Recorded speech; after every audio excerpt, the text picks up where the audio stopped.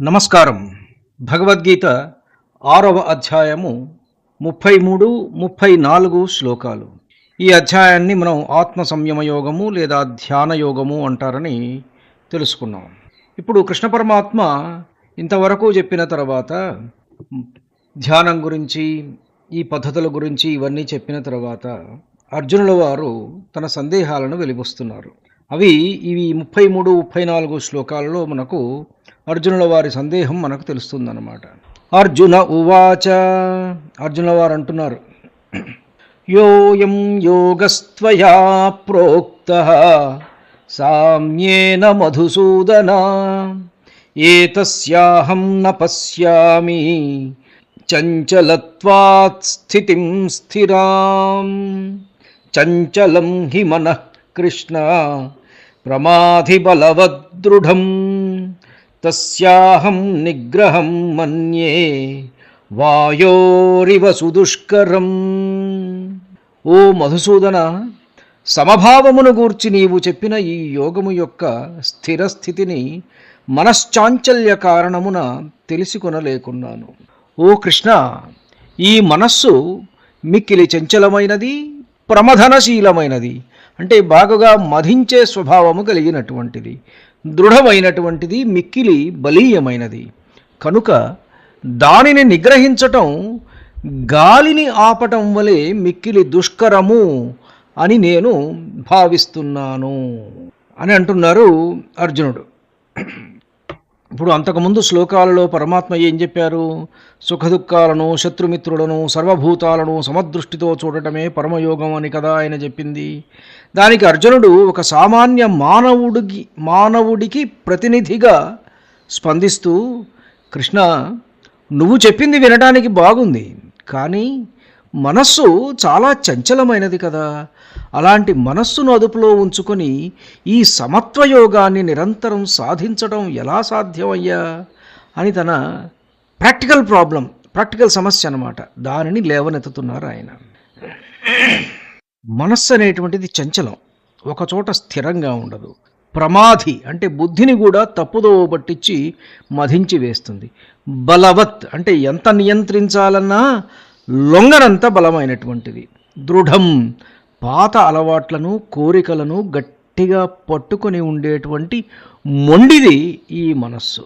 సామాన్య మానవులందరి తరఫున ఈయన అర్జునుల వారు వకాల్తా పుచ్చుకున్నారనమాట. మనస్సు మీద చాలా అద్భుతమైనటువంటి విశ్లేషణ చేశాడు. చూడండి, 4 రకాలైనటువంటి విశేషణాలు: చంచలం, ప్రమాధి, బలవత్, దృఢం అని అంటున్నారు కదా.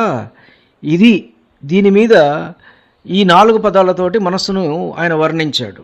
సరే, దీనిని మనం కాస్త ఒక్కసారి మనం ఇవాల్టి సైకాలజీ, మనస్తత్వ శాస్త్రం ఏం చెబుతుందా అని నేను సెర్చ్ చేసి చూస్తే నాకు కొన్ని విషయాలు అర్థమైనాయి. చంచలము అంటే కోతి లాంటిది మనసు, monkey mind. It shifts always the attention. మనస్సు అనేటువంటిది అటెన్షన్ షిఫ్ట్ చేస్తూ ఉంటుంది కదా. మంకీ మైండ్ లేదా అటెన్షన్ ఫ్లక్చుయేషన్ అని అంటారు. మన మెదడు నిరంతరం ఉద్దీపనల కోసం, అంటే స్టిములై కోసం వెతుకుతూ ఉంటుంది. ఒక ఆలోచన నుండి మరొక ఆలోచనకు క్షణాల్లో దూకుతూ ఉంటుంది. కొన్ని పరిశోధనల ప్రకారం ఒక మనిషి మేల్కొని ఉన్న సమయంలో దాదాపు 47% సమయం ప్రస్తుత క్షణంలో కాకుండా, అంటే ప్రజెంట్లో కాకుండా ఏవేవో ఆలోచనల్లో ప్రతి మనిషి కూడా మైండ్ వాండరింగ్ దాంట్లో గడుపుతాడన్నమాట. మెదడులోని డిఫాల్ట్ మోడ్ నెట్వర్క్ ఈ చంచలత్వానికి కారణము అని హార్వర్డ్ యూనివర్సిటీ పరిశోధనల్లో వాళ్ళు చెప్పారు. ప్రమాధి అనే పదం కూడా వాడారు కదా, అంటే cognitive distortions and emotional hijack. అంటే బుద్ధిని సైతం కూడా ఇది కల్లోలపరుస్తుంది, దాన్ని హైజాక్ చేసేస్తుంది, తప్పుదోవ పట్టించేస్తుంది. దీన్ని డానియల్ గోల్మెన్ అని ఆయన ఎమోషనల్ ఇంటెలిజెన్స్ మీద చక్కటి పుస్తకాలు రాశారు.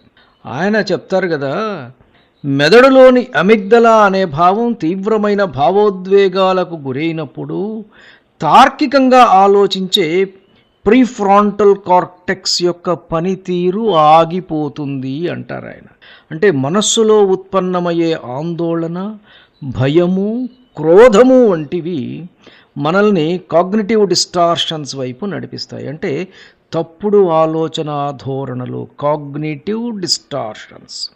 దీనివల్ల బుద్ధి ఎంత వివేకవంతమైనదైనా మనస్సు సృష్టించే భావోద్వేగాల హోరులో అది కొట్టుకుపోతుంది. మూడవది వాడారు బలవత్, అంటే ఇంపల్స్ కంట్రోల్ అండ్ ఇన్స్టింక్ట్స్. మనస్సు చాలా బలమైంది అని కదా అర్జునుడు వాదించింది.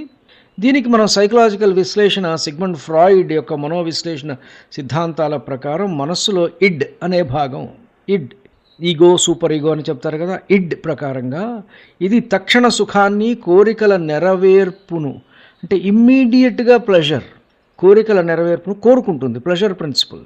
పెయిన్ ఆర్ ప్లెజర్ డెసిషన్సే మనం తీసుకునేటువంటిది. Pain driven or pleasure driven మనం తీసుకునే ప్రతి డెసిషన్ కూడా, వెదర్ ఇట్ ఈస్ ఏదైనా సరే, మనకు పెయిన్ ఉంటే తప్పుకుంటాం, ప్లెజర్ ఉంటే మనం దాన్ని ఆస్వాదిస్తాం, ఆహ్వానిస్తాం అన్నమాట. All our decisions are based on pain and pleasure. They are pain driven, either pain driven or pleasure driven. తార్కికమైన బుద్ధి, ఈగో అండ్ సూపర్ ఈగో వద్దు అని చెబుతున్నా, ఈ ప్లెజర్ ఉంది కదా, ఈడ్ యొక్క బలం మరియు ప్రాథమికమైనటువంటి ఇన్స్టింక్ట్స్ చాలా శక్తివంతంగా ఉంటాయి. అందుకే వ్యసనాలు, చెడు అలవాట్లను మానాలని బుద్ధి చెబుతున్నా మనస్సు యొక్క బలం ముందు మనిషి మోకరిల్లుతాడు. దీన్నే సైకాలజీలో ల్యాక్ ఆఫ్ ఇంపల్స్ కంట్రోల్ అని అంటారు. నాలుగవది దృఢం అని చెప్పారు కదా మనస్సు గురించి, న్యూరోప్లాస్టిసిటీ అండ్ కాగ్నిటివ్ రిజిడిటీ. దృఢం అంటే మొండిది, మార్చడానికి వీలుగాని పాత అలవాట్లను పట్టుకొని ఉండేది. సైకాలజీలో దీన్ని కాగ్నిటివ్ రిజిడిటీ లేదా హ్యాబిట్ లూప్స్ అని అంటారు. మన మెదడులో ఒక అలవాటు లేదా ఒక ఆలోచన విధానం బలపడ్డప్పుడు అక్కడ నిర్దిష్టమైనటువంటి న్యూరల్ నెట్వర్క్స్ ఏర్పడతాయి. Neurons that fire together wire together. అంటే ఒకేలా పదే పదే ఆలోచించడం వల్ల ఆ మార్గం దృఢం అయిపోతుంది. కొత్తగా మారడానికి మనస్సు నిరాకరిస్తుంది. రెసిస్టెన్స్ టు చేంజ్ ఎక్కువగా ఉంటుందన్నమాట. ఇంకొకటి వాడారు అర్జునుల వారు, వాయోరివ సుదుష్కరం, గాలిని బంధించడం లాంటిది ఎట. అర్జునుడు గాలిని ఆపడం ఎంత కష్టమో మనస్సును ఆపడం అంత కష్టము అని అన్నారు. దీన్ని ఐరానిక్ ప్రాసెస్ థియరీ అంటారు సైకాలజీలో, లేదా వైట్ బేర్ ప్రాబ్లం. అదిగో నువ్వు తెల్లటి ఎలుగుబంటి గురించి ఆలోచించకరా అని అంటే మనసు ఎప్పుడు ఆ తెల్లటి ఎలుగుబంటి మీదకే పోతుంది. వద్దు అన్న పనిని వాలాయించి చేస్తాడు మావాడు అని అనేవాళ్ళు పూర్వం మన సామెత. అంటే వద్దు అంటే తోకొప్పుకుంటూ అదే పని చేస్తాడు అని చెప్పి. మన మనస్సుకి ఏదైనా ఒకటి వద్దు అని చెప్తే పదే పదే పదే పదే దాని గురించి ఆలోచిస్తుంది. మనస్సును బలవంతంగా అణిచివేయాలని, అంటే సప్రెస్ చేయాలని చూస్తే అది మరింత ఎక్కువ బలంతో తిరగబడుతుంటుంది. ఇక్కడ భగవద్గీతలో చెప్పినటువంటి ఈ శ్లోకాలని సైకాలజీ దృష్టికోణంలో, in the light of that psychology మనం చూస్తే, అర్జునుడి ఈ మానసిక స్థితిని అంగీకరిస్తూనే కృష్ణుడు తర్వాత శ్లోకంలో అభ్యాస వైరాగ్యాభ్యాం, నిరంతర సాధన మరియు డిటాచ్మెంట్ అనేటువంటి ఒక సొల్యూషన్ను కూడా ఇచ్చారు ఆయన. ఈ ఆధునికమైనటువంటి క్లినికల్ సైకాలజీలో కూడా మానసిక రుగ్మతలకు, ఒత్తిడికి వాడుతున్న చికిత్సలు ఏమిటంటే CBT, cognitive behavioural therapy, mindfulness and acceptance and commitment therapy, ఇవి అన్నమాట. అలవాటైనటువంటి పాత ఆలోచన సరళిని నిరంతర అభ్యాసం ద్వారా మార్చటము, ఆలోచనలతో గుర్తింపు పెంచుకోకుండా వాటిని కేవలం గమనిస్తూ వదిలివేయటం ఏంటంటే సాక్షిభూతంగా గమనించు. మైండ్ఫుల్నెస్, ఇదే ధ్యానం.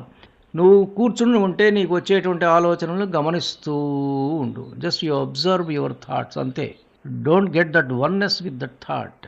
You just observe, be an observer. సాక్షిభూతంగా, సాక్షిగా ఉండటమే అన్నమాట. అర్జునుడు నాటి యుద్ధ భూమిలో వెలిబుచ్చినటువంటి ఈ సందేహాలు, మానసిక బలహీనతలు నేటి సైకాలజీ ల్యాబొరేటరీస్లో నిరూపింపబడుతున్న వాస్తవాలు చూడండి.